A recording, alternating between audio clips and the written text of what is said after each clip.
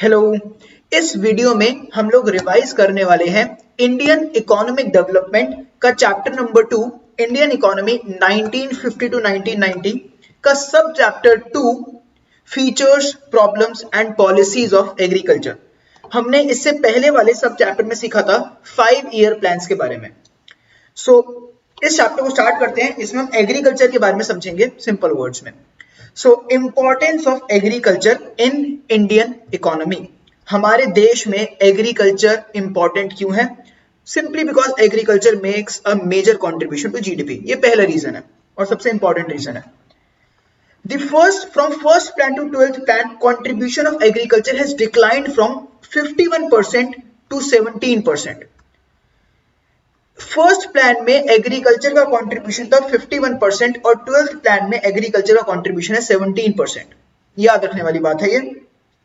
मतलब एग्रीकल्चर का कंट्रीब्यूशन कम हो गया है from first plan to 12th plan. तो क्या इसका मतलब ये है कि एग्रीकल्चर की इंपॉर्टेंस कम हो गई है? नहीं, एग्रीकल्चर की इंपॉर्टेंस तो बढ़ गई है। एग्रीकल्चर में काफी इंप्रूवमेंट्स भी आई हैं। इसका रीजन ये है कि जो बाकी सेक्टर्स हैं उनमें ज्यादा इंप्रूवमेंट हुई है, उनका कंट्रीब्यूशन ज्यादा बढ़ गया है। So secondary and tertiary sector have grew faster.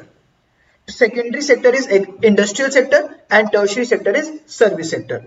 The decline does not indicate decrease in importance of agriculture. ऐसा नहीं है कि एग्रीकल्चर कम इंपॉर्टेंट हो गया है। अगला एग्रीकल्चर का जो सबसे बड़ी अगली एग्रीकल्चर की जो इंपॉर्टेंस है, जो कि बहुत इंपॉर्टेंट है, वो ये है कि एग्रीकल्चर सप्लाई करता है veg goods.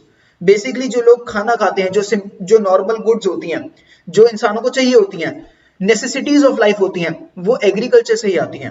So wage goods are necessities of life such as wheat, rice, pulses etcetera. और जो भी देश की पॉपुलेशन है उसको एग्रीकल्चर वेज गुड्स सप्लाई करता है। हमारे देश की पॉपुलेशन 2011 में थी 121 करोड़, वो यहाँ पर लिखा है, और आज के टाइम पर हमारे देश की पॉपुलेशन है अराउंड 140 करोड़। तो इन पूरी पॉपुलेशन को एग्रीकल्चर वेज गुड सप्लाई करता है। Next, source of employment. Agriculture में कई सारे लोग एम्प्लॉयड हैं, लोगों का रोजगार है एग्रीकल्चर, तो ये बड़ा इंपॉर्टेंट बात है। Around 50% of India's population is involve in agriculture. Next, supply of raw material. Agriculture supply करता है रॉ मटेरियल कई सारी इंडस्ट्रीज को। अगर एग्रीकल्चर ना होता तो इन इंडस्ट्रीज को रॉ मटेरियल नहीं मिल पाता। जैसे एग्रीकल्चर कॉटन देता है टेक्सटाइल इंडस्ट्री को, मतलब टेक्सटाइल इंडस्ट्री के लिए कॉटन जरूरी है, जो कि कहां से आती है? एग्रीकल्चर सेक्टर से। शुगर केन से शुगर बनती है। तो इस तरीके से ये एग्जांपल्स हैं जिसमें इंडस्ट्रीज के सर्वाइवल के लिए एग्रीकल्चर एक इंपॉर्टेंट रोल प्ले करता है कई इंडस्ट्रीज के लिए। Next, source of demand for industrial goods. कई सारी इंडस्ट्रीज ऐसी हैं जो कि ऐसे प्रोडक्ट्स बनाती हैं जो कि एग्रीकल्चर सेक्टर में चाहिए होते हैं। कई सारे फिनिश गुड्स एग्रीकल्चर सेक्टर में यूज होते हैं, इसलिए कई सारी इंडस्ट्रीज चल रही हैं, जैसे ट्रैक्टर्स, हार्वेस्टर्स, पेस्टिसाइड्स और इंसेक्टिसाइड्स एटसेट्रा। कई सारी चीजें एग्रीकल्चर सेक्टर में यूज होती हैं। अगर वो एग्रीकल्चर ना होता तो वो सब चीजें, उन सब चीजों की इंडस्ट्री बेकार हो जाती, वहां उन सब चीजों के लिए इंडस्ट्री बनती ही नहीं फिर। Agriculture uses many industrial goods, mainly capital goods, और उन इंडस्ट्रीज के फिनिश गुड्स यूज होते हैं एग्रीकल्चर सेक्टर में। Next, contribution to international trade. International trade का मतलब है इंपोर्ट्स एंड एक्सपोर्ट्स।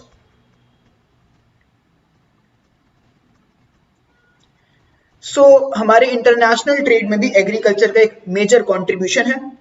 जैसे इंडिया एक्सपोर्ट करता है T, coffee, cotton, jute, spices etcetera.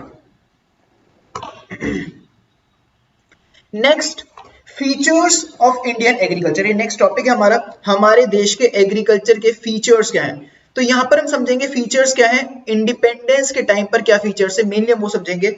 और हाँ, तो 1950s आप कह लीजिए, 1950s में हमारे देश का जो एग्रीकल्चर उसके फीचर्स क्या थे। इंडिपेंडेंस के बाद, और आप कह सकते हो 1950s से लेके 1990s तक। नाउ, एग्रीकल्चर का पहला फीचर क्या है? लो प्रोडक्टिविटी। प्रोडक्टिविटी का मतलब होता है output per hectare of land. एक जमीन पर कितना आउटपुट आ रहा है, लोग कितने एफिशिएंटली काम कर रहे हैं, दैट इज प्रोडक्टिविटी। हमारे देश में एग्रीकल्चर की प्रोडक्टिविटी बड़ी कम है as compare to other nations, क्योंकि टेक्नोलॉजी अच्छी नहीं है। इसका एक सिंपल रीजन ये है। Next is disguised unemployment. Disguised unemployment का मतलब होता है हिडन अनएम्प्लॉयमेंट। ये एक ऐसी सिचुएशन होती है जहां पर जितने लोग काम कर रहे हैं उससे कम लोगों की जरूरत है। फॉर एग्जाम्पल, एक जमीन है जहां पर 20 लोग काम कर रहे हैं बट 12 लोगों की जरूरत थी, तो 8 लोग तो एक्स्ट्रा काम कर रहे हैं ना। दिखेगा नहीं कि वो लोग अनएम्प्लॉयड है बट एक्चुअली तो वो बेरोजगार है, उनको जरूरत ही नहीं थी काम करने की। So this is an example of hidden unemployment और डिस्गाइज्ड अनएम्प्लॉयमेंट। एग्रीकल्चर में ऐसा बहुत देखने को मिलता है, कई सारे लोग काम कर रहे हैं, उनकी जरूरत उतनी है ही नहीं। So it means hidden unemployment. It occurs when number of people working on land are much more than required. It looks as if all are employed, but in reality many are unemployed. It shows backwardness and poverty. Next, dependence on rainfall. हमारे देश के जो farmers हैं अभी भी बारिश पर, अच्छे मॉनसून पर डिपेंडेंट रहते हैं। बहुत बढ़िया इरिगेशन सिस्टम हमारे देश में अभी भी नहीं है। More than 50% of agricultural land में अभी भी इरिगेशन सिस्टम नहीं है। तो ये भी एक प्रॉब्लम की बात है that agriculture in India is highly dependent on rainfall. और ये काफी सिंपल पॉइंट है, तो कुछ खास इसमें हाईलाइट करने लायक है नहीं बात। Subsistence farming. सबसिस्टेंस फार्मिंग हमने चैप्टर नंबर 1 में भी कवर करा था। सबसिस्टेंस फार्मिंग वो सिचुएशन होती है जहां पर जो भी फार्मर्स हैं वो अपनी और अपनी फैमिली की बेसिक नीड्स के लिए फार्मिंग करते हैं। मतलब वो जो सामान प्रोड्यूस कर रहे हैं वो मार्केट में सेल नहीं करते हैं, वो अपनी कंजम्पशन के लिए प्रोड्यूस करते हैं, ग्रो करते हैं क्रॉप्स को। सो ये एक बढ़िया चीज नहीं है, क्योंकि फार्मर्स को जो भी प्रोड्यूस करना चाहिए वो मार्केट के लिए प्रोड्यूस करना चाहिए, और उस सामान को वो मार्केट में बेचेंगे, उनको वहां से पैसा मिलेगा, फिर वो अपने लिए चीजें खरीद सकते हैं। ये बेहतर तरीका होता है जिसे कहते हैं commercialisation of agriculture. But India में वैसा नहीं था। स्टार्टिंग में इंडिया में थी सबसिस्टेंस फार्मिंग, जहां पर crops are produced to provide for the basic needs of farmers. Simple words में, farming is done to feed the family. अगला फीचर, बैकवर्ड टेक्नोलॉजी। हमारे देश में एग्रीकल्चर में अच्छी टेक्नोलॉजी नहीं है। Many farmers are not that rich, they do not get the best technology। तो वही यहां पर बात लिखी है, they do not get the best technology। Example, they rely on cattle। तो वो अभी भी कैटल पर निर्भर हैं और मैन पावर पर निर्भर हैं, और वो ट्रैक्टर्स और हार्वेस्टर्स को यूज नहीं कर पाते हैं क्योंकि वो अमीर नहीं है, उनके पास बेस्ट टेक्नोलॉजी नहीं है। और अगर बेहतरीन टेक्नोलॉजी नहीं होती है तो प्रोडक्टिविटी और प्रोडक्शन कम हो जाती है। Next, small and fragmented land holdings. तो जो फार्मर्स हैं उनके पास जो जमीनें हैं वो छोटी हैं क्योंकि फार्मर्स गरीब हैं, और जमीनें बिखरी हुई हैं, फ्रेगमेंटेड हैं। Fragmented means distributed in places. Distributed in places, गरीब फार्मर्स हैं, छोटी छोटी जमीनें, वो भी 2-3 जगहों पर है। तो उससे क्या होता है, उनके आउटपुट कम आता। एक्चुअली था, ये पुरानी बात हो गई है, अब गवर्नमेंट ने काफी इसमें इंप्रूवमेंट्स करी हैं और उनका आउटपुट कम आता था और खर्च ज्यादा होता था। छोटी छोटी जमीनें अलग अलग जगहों पर हैं तो फार्मिंग करने में बड़ी प्रॉब्लम होती थी। लैंडलॉर्ड टेनेंट कॉन्फ्लिक्ट, इंडिपेंडेंस के बाद जमींदारी सिस्टम तो अबॉलिश कर दिया गया, बट फार्मर्स तो उस समय पे भी गरीब ही थे उसके बाद भी, तो उनके पास अपनी जमीनें बहुत कम थी। तो वो क्या करते थे, वो किसी और की जमीन पर खेती करते थे। जिसकी जमीन पर खेती करते थे उसे कहेंगे लैंडलॉर्ड, एक तरीके से जमींदारी हो गया। और जो फार्मर्स उन्हें कहेंगे टेनेंट। तो उनके बीच में लड़ाइयां रहती थी। वही है कि वो उन्हें ढंग से, जो फार्मर्स को वो बहुत कम पैसे देते, एक्सप्लॉइट करते थे, वही प्रॉब्लम जो जमींदारी सिस्टम में थी। So huge areas of land are cultivated by tenants who are not owners of the soil. वो टेनेंट्स कल्टीवेट करते हैं जो कि मालिक नहीं है, क्योंकि वो अमीर नहीं है, उनके पास उतनी जमीनें ही नहीं है। और major revenue is taken by the owners and tenants are left with the bare minimum. Bare minimum means very less. So लड़ाइयां रहती हैं। हमने पढ़े फीचर्स एंड इसमें आपको मेनली प्रॉब्लम्स ही दिखी होंगी, सारी की सारी प्रॉब्लम्स है। प्रोडक्टिविटी नहीं है, डिसगाइज अनएम्प्लॉयमेंट है, मॉनसून पे निर्भर, सब्सिस्टेंस फार्मिंग, बेसिकली मार्केट के प्रोड्यूस नहीं करते हैं, टेक्नोलॉजी अच्छी नहीं है, small and fragmented land holdings, landlord tenant conflict, सारी प्रॉब्लम्स हैं ये। इसीलिए सारे के सारे पॉइंट्स रिपीट भी होते हैं प्रॉब्लम्स वाले टॉपिक में।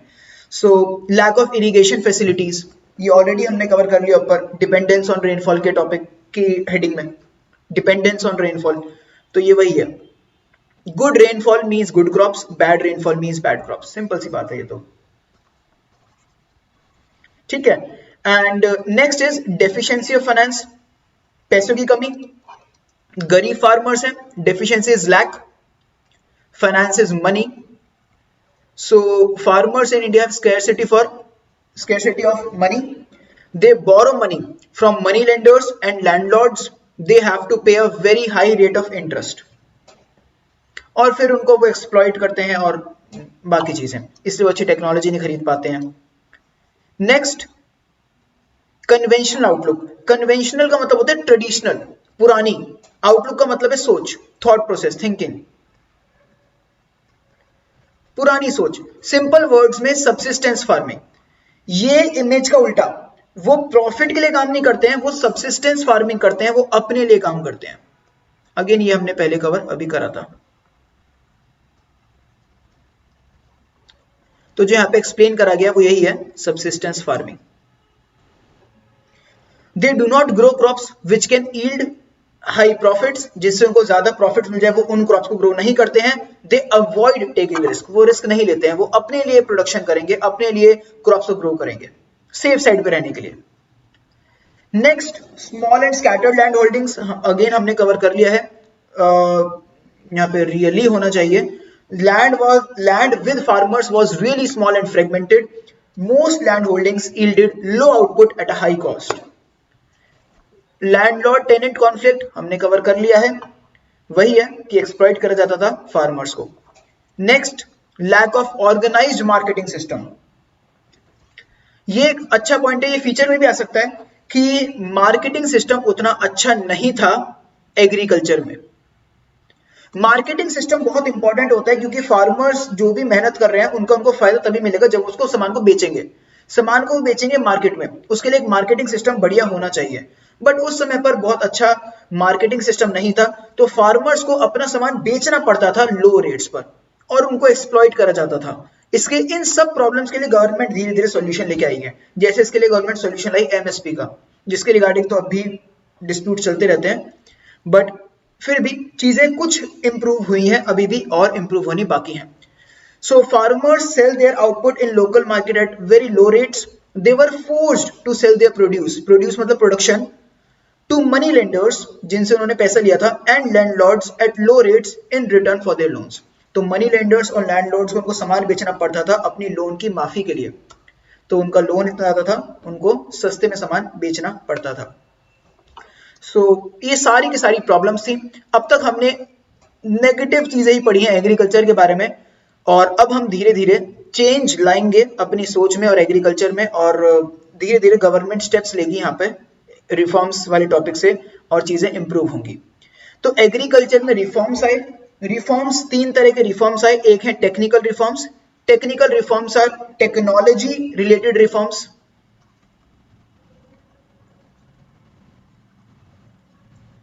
एक है इंस्टीट्यूशनल रिफॉर्म्स, इंस्टीट्यूशन काम करने का तरीका ही बदल देना, इंस्टीट्यूशनल रिफॉर्म्स, इनको लैंड रिफॉर्म्स भी कहते हैं। एक है जनरल रिफॉर्म्स, आप इसको अदर रिफॉर्म्स के जैसे कह सकते हो, मतलब बाकी और भी कुछ रिफॉर्म्स हैं, general reforms.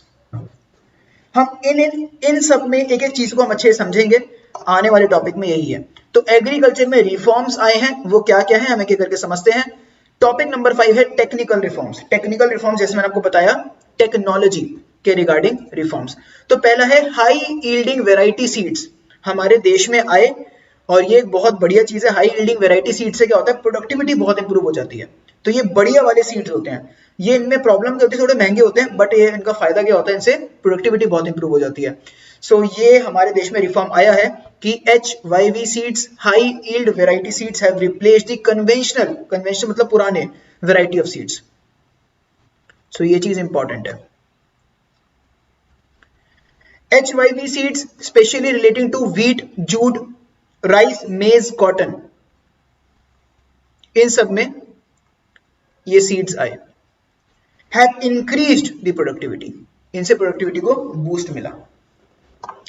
Next, use of chemical fertilizers, chemical fertilizers का यूज करना शुरू कर दिया, इससे भी क्या होता है, प्रोडक्टिविटी बूस्ट होती है। यहां पर आप देखिएगा टेक्नोलॉजी का इंप्रूव हो रहा है, इंप्रूवमेंट हुई है टेक्नोलॉजी में। केमिकल फर्टिलाइजर्स, देसी फर्टिलाइजर्स की जगह पर केमिकल फर्टिलाइजर्स, और इनका यूज बढ़ा ही है from first plan to 12th plan. Use of insecticides and pesticides, insecticides और पेस्टिसाइड्स से इंसेक्ट्स और पेस्ट्स मर जाते हैं, तो इनसे प्रोटेक्शन मिलती है क्रॉप्स को, सो इनसे भी प्रोडक्टिविटी इंप्रूव होगी। So they help in production of crops, protection होना चाहिए यहां पर, they help in protection of crops from insects and pests, और इनका भी यूज कॉन्टिन्यूसली बढ़ा है। Then mechanised means of farming, mechanised means machine से रिलेटेड, सो मशीन से जो रिलेटेड है, मशीन रिलेटेड, तो अब जो हमने कल्टीवेशन करा है वो मशीन उसमें ज्यादा आ गई है। तो जैसे हमने अभी समझा था कुछ देर पहले कि पहले फार्मिंग में कैटल और मैन पावर यूज होती थी, बेसिकली जानवर और लोग कैट फार्मिंग करते थे। आज के टाइम पे मशीन्स का थोड़ा ज्यादा यूज होना शुरू हो गया है, तो यहाँ पे ये इंप्रूवमेंट आई है, ट्रैक्टर्स और इरिगेशन फैसिलिटीज आ गई हैं, और मैकेनाइज्ड मींस ऑफ कल्टीवेशन में ये भी आ जाता है कि बैंक ने इसके लिए लोन भी देना शुरू कर दिया है, क्योंकि फार्मर्स एकदम सडनली अमीर तो हो नहीं जाएंगे, तो ये लोग खरीद लेते हैं क्योंकि बैंक उनको इजीली लोन दे देता है। तो यहाँ पर हमने समझा कि किस तरीके से देश में रिफॉर्म्स आए हैं टेक्नोलॉजी के रिगार्डिंग, जिनको हम कहते हैं technical reforms. Now let us come to institutional reforms और लैंड रिफॉर्म्स।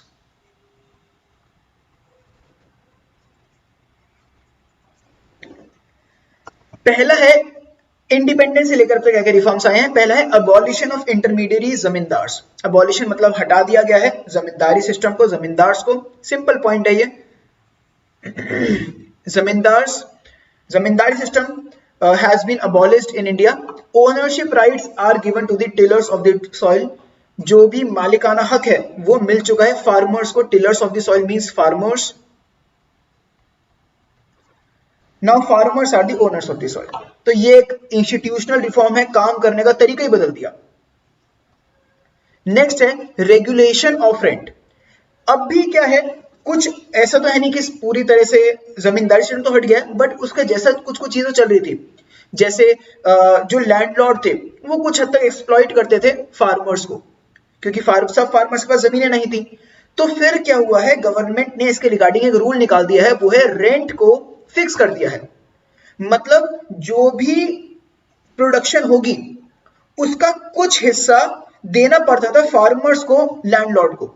फार्मर्स देते थे लैंडलॉर्ड को कुछ हिस्सा, और वो मेजर परसेंटेज होती थी, मतलब वो 70-80% दे देते थे अपनी प्रोडक्शन का, क्योंकि उन्होंने लोन ले रखा होता था और वो अनएजुकेटेड थे, वो बेवकूफ बना देते थे, लैंडलॉर्ड्स बेवकूफ बना दिया करते थे फार्मर्स को। गवर्नमेंट ने इसके रिगार्डिंग रूल्स निकाल दिए हैं। गवर्नमेंट ने कहा है हम रेंट फिक्स कर रहे हैं, इसके रिगार्डिंग हम कानून बना रहे हैं, और रेंट जो होगा वो 1/3 से ज्यादा नहीं होगा, मतलब 1/3। अगर आपने लेट अस से 100 यूनिट्स ऑफ व्हीट प्रोड्यूस करा है, तो आप अराउंड 33 के आसपास उनको दोगे, मैक्सिमम बचा हुआ अपने पास रखोगे, तो फार्मर्स को एटलीस्ट 2/3 तो मिलेगा।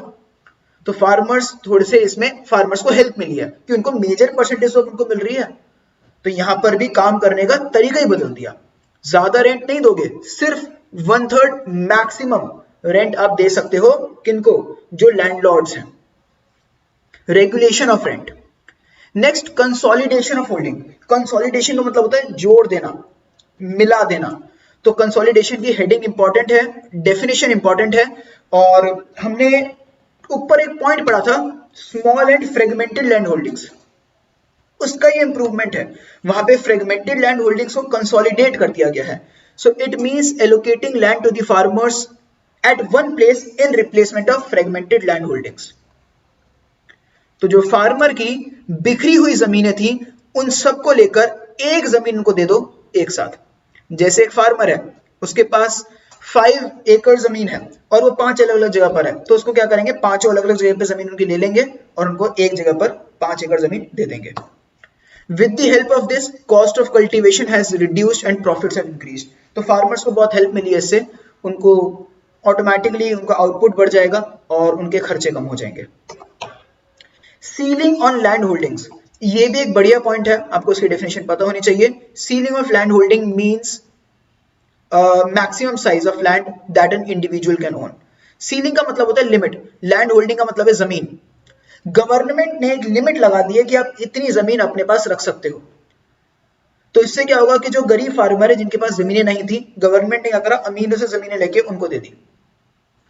To promote equality, ceiling has been imposed on land holdings. The extra land has been taken by the government and distributed among landless laborers. Laborers का मतलब यहाँ पे क्या है, farmers. जो गरीब मेहनती मजदूर थे, फार्मर थे, उनको दे दी है गवर्नमेंट ने जमीन। तो ये भी आप समझ रहे होंगे इन सब तरीकों में, इन सब चीजों में किस तरीके से गवर्नमेंट ने काम करने का तरीका बदल दिया। इंस्टीट्यूशनल रिफॉर्म्स हैं ये, लैंड रिफॉर्म्स हैं ये। Next is cooperative farming. Cooperative farming, cooperate का मतलब एक जनरल इंग्लिश वर्ड है, मिलके काम करना, कोऑपरेट, फार्मिंग खेती। तो वहां पर क्या होता है, यहाँ पर फार्मर्स कोऑपरेट करते हैं, अपने रिसोर्सेज को मिलके काम करते हैं, तो उनको उसमें क्या होता है, उनको सिनर्जी बेनिफिट्स मिलते हैं। इसका मतलब क्या है, इसको एक बार रीड करते हैं। Cooperative farming is a system in which farmers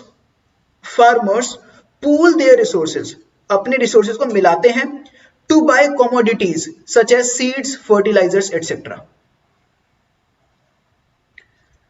तो वो सारी अपने रिसोर्सेज को मिलाएंगे, इससे क्या होगा, they can buy inputs at cheaper rates and sell crops at a higher rate. जब वो खरीदने जाएंगे तो उनको डिस्काउंट मिल जाएंगे, और जब वो सामान को बेचने जाएंगे तो उनको कोई बेवकूफ नहीं बना पाएगा, क्योंकि अगर अकेला सेलर जाएगा तो जो सामान खरीदने आता है वो एक्सप्लॉइट करते थे फार्मर्स को, वो बहुत कम दामों पे सामान बेचते थे, सामान उनसे खरीदते थे फार्मर से। तो अगर सब फार्मर्स मिलके जाएंगे तो उनकी नॉलेज एक दूसरे के काम आएगी और उनको बेवकूफ नहीं बना पाएंगे दूसरे लोग। तो ये भी एक बड़ा इंपॉर्टेंट चीज है इंस्टीट्यूशनल रिफॉर्म्स में। देन नेक्स्ट जनरल रिफॉर्म्स और जनरल इंप्रूवमेंट्स क्या आई हैं हमारे देश के एग्रीकल्चर में। इरिगेशन फैसिलिटीज एक्सपैंड हो गई हैं, इंप्रूव हो गई हैं।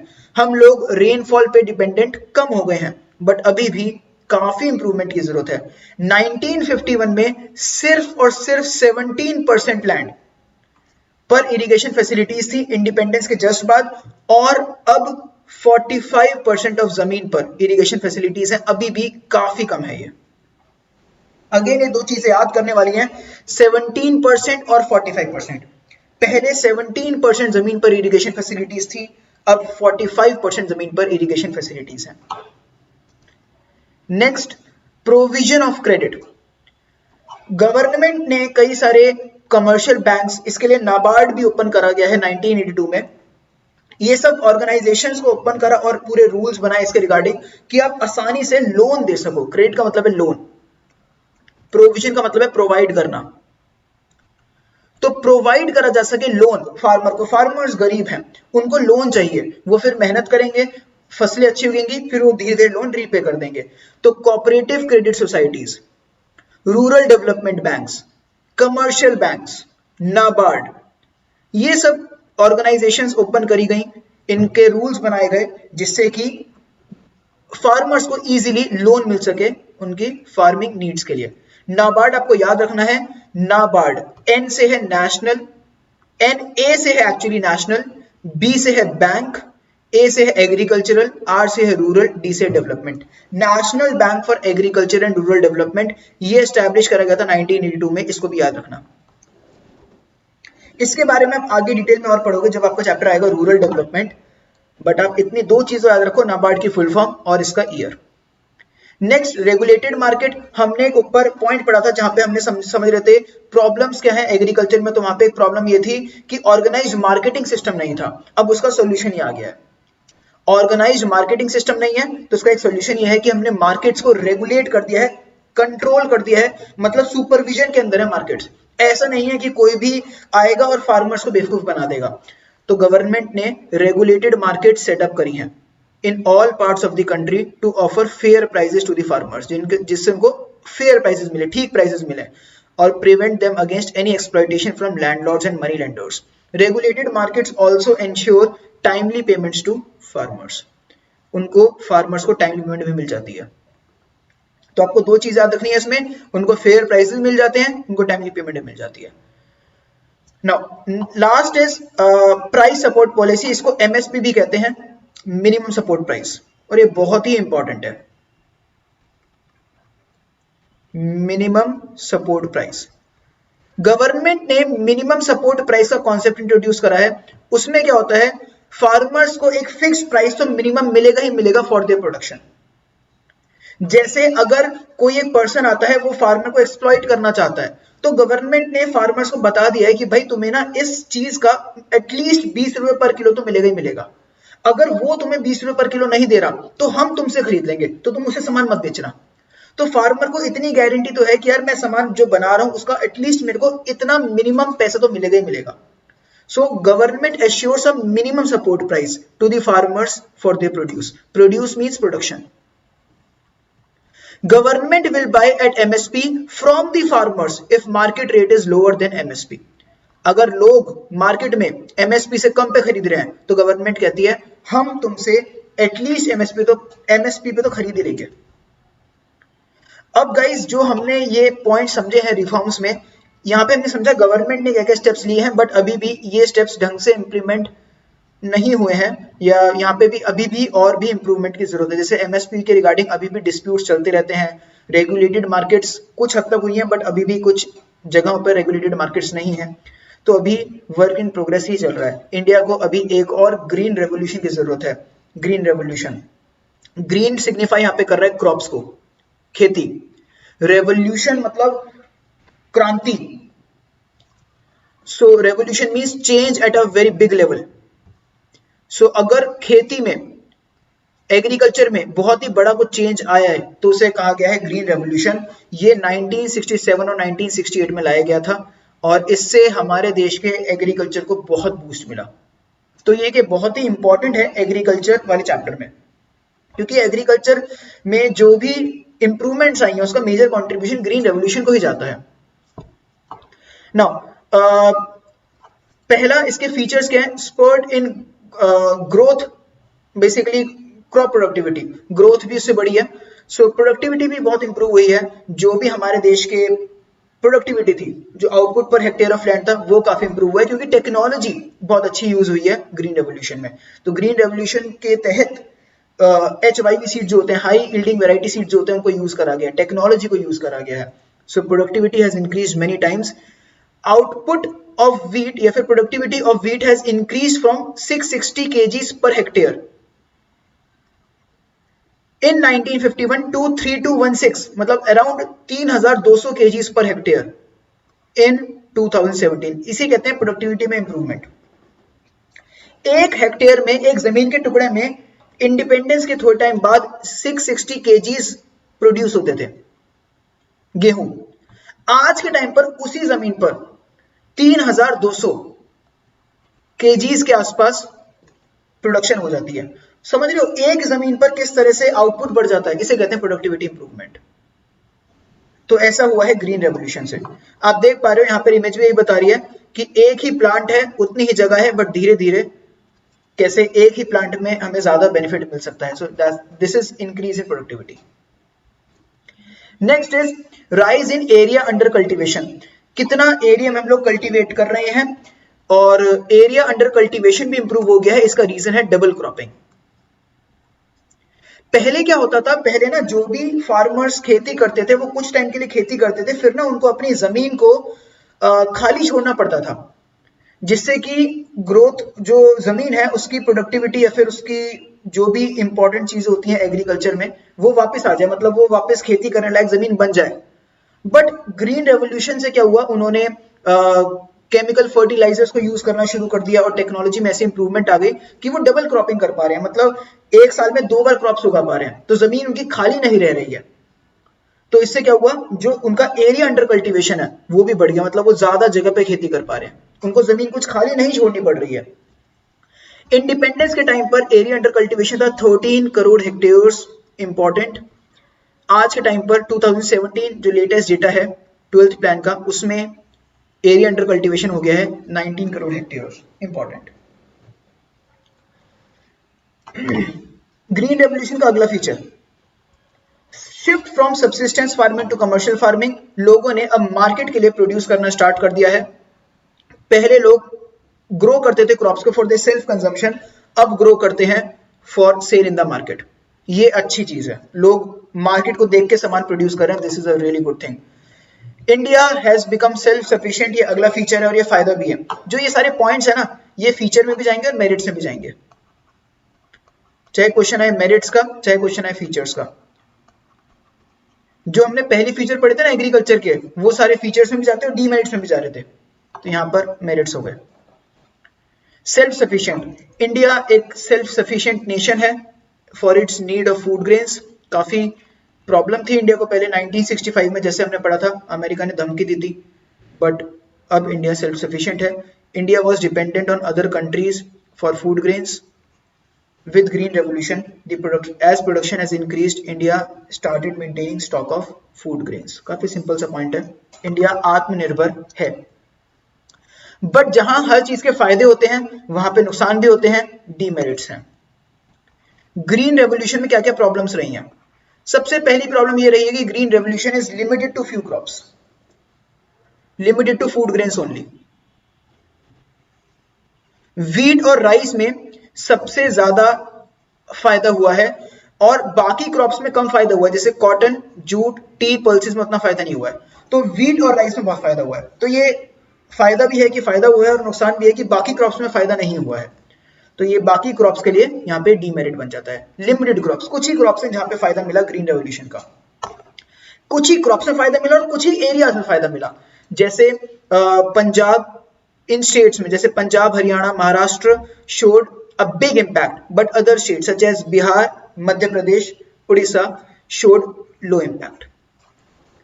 तो ये आपको अगेन याद रखना है कि ये वाला पॉइंट भी कि कौन सी क्रॉप्स में फायदा मिला, कौन सी में फायदा नहीं मिला, और ये भी कि कौन सी स्टेट्स में फायदा ज्यादा मिला, कौन सी स्टेट्स में फायदा कम मिला।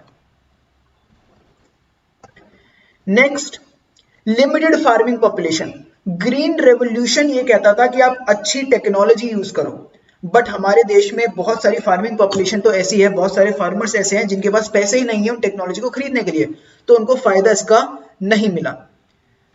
सो bulk of the farmers were poor and had small land. HYV seeds, high yield variety seeds and other technology was quite expensive, so some farmers did not get the benefit. Economic divide, farmers में कुछ farmers को फायदा मिला, कुछ farmers को फायदा नहीं मिला। जिनको फायदा मिला वो और अमीर हो गए, जिनको फायदा नहीं मिला वो और गरीब हो गए। सो और डिवीजन आ गया है, रिच और पुअर में और डिफरेंस बढ़ गया है। अमीर इंसान अमीर हो गया है, गरीब इंसान और ज्यादा गरीब हो गया है। तो ये हमने चैप्टर करा एग्रीकल्चर के बारे में, इससे आपका पार्ट रिवाइज हो गया होगा सारा ना। अब इसका एक बहुत ही प्यारा पार्ट हम कवर करते हैं जिसमें हम करेंगे इंपॉर्टेंट डेटा, जो भी आपको याद होना चाहिए इस चैप्टर के रिगार्डिंग। कॉन्सेप्ट आपको ऊपर से क्लियर हो जाने चाहिए, डेटा आप यहां से लर्न कर लेना। Contribution of agriculture to GDP 1950 51%, हमने ऊपर पढ़ा था अराउंड 50% चलेगा, 50% 51% सेम ही है। Contribution of agriculture to GDP in 2017, latest data जो है उसमें अराउंड 17% या फिर 17.4% कंट्रीब्यूट करता है एग्रीकल्चर जीडीपी में। Area under cultivation, area under irrigation इन 1951 17%। 17% जमीन इंडिपेंडेंस के टाइम पर लेट 1940s अर्ली 1950s में वहां पर इरिगेशन फैसिलिटीज थी। आज के टाइम पर 45%, आज के टाइम मतलब 2017, लेटेस्ट डेटा 2017 का ही है एनसीईआरटी में। नाबार्ड इंपॉर्टेंट है, ये 1982 में एस्टैब्लिश हुआ था, फुल फॉर्म याद रखनी है। ग्रीन रेवोल्यूशन कब आया था? ये सब चीजें हमने ऑलरेडी नोट्स में भी सीखी थी। ग्रीन रेवोल्यूशन आया था 1967-1968 में। Gross area under cultivation in 1951 13 crore hectares, अब 2017 में 19 करोड़ हेक्टेयर्स। उस समय लोग कितने इन्वॉल्व थे एग्रीकल्चर में? 72%, 2017 में 50%। प्रोडक्टिविटी, ये वाला पॉइंट ऐसा है जो कि आप लर्न कर सको तो अच्छा है, नहीं कर सको तो कोई ऑप्शन है ही नहीं फिर।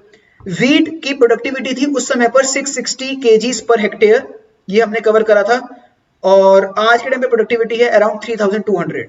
राइस और मेज, ये हमने नोट्स में नहीं लिखा है, मैंने नोट्स में नहीं लिखा है, तो आप चाहो तो इनको लर्न कर सकते हो। राइस की प्रोडक्टिविटी थी उस समय पर 665, मेज की थी 704, अब हो गई है 2550, 2664। आपको आइडिया तो लगी गया होगा कितना सिग्निफिकेंट इंप्रूव आया है प्रोडक्टिविटी में, एंड इसका जो रीजन है दैट इज ग्रीन रेवोल्यूशन। अगर आपको कुछ और भी चीजें मिलती हैं जो कि आपको लगता है इंपॉर्टेंट है, तो आप यहां पर और भी चीजें लिख सकते हो प्रिंट आउट्स निकाल के। ठीक है, तो ये था हमारे इस चैप्टर की रिवीजन। आई होप आपको समझ आया है। हम मिलते हैं फिर किसी और वीडियो में, तब तक के लिए अलविदा, बाय बाय।